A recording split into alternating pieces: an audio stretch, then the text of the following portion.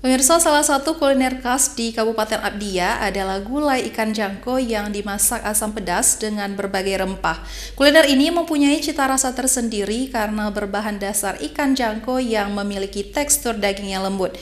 Ikan ini terbilang langka dan sangat digemari oleh masyarakat.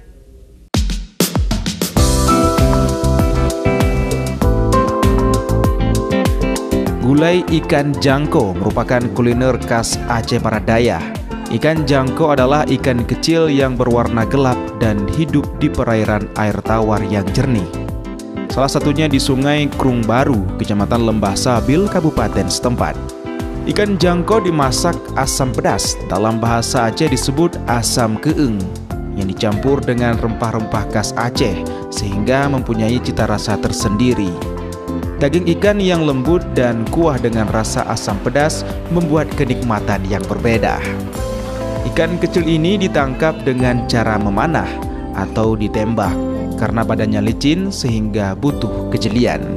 Ikan jangkonya itu bumbunya pas, terus nggak terlalu pedas juga, rasanya gurih, mantap, bumbunya kerasa semuanya.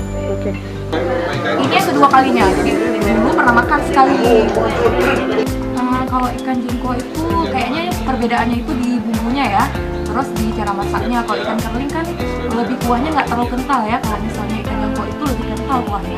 Tapi kalau dari segi rasa dua-duanya enak, tergantung selera masing-masing.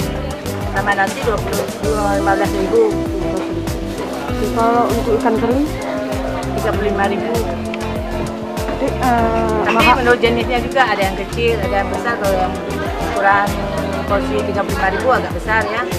Kalau yang ada porsi 25.000 untuk kerlingnya, ada kerlingnya kecil ya, kecil harganya ya.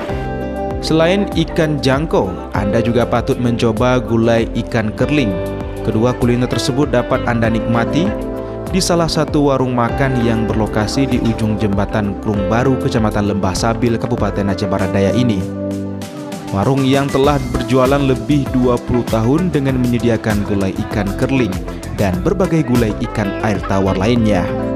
Untuk satu porsi gulai ikan jangko ini dijual seharga Rp15.000, sementara untuk ikan kerling dijual dengan harga Rp25.000 untuk ukuran kecil.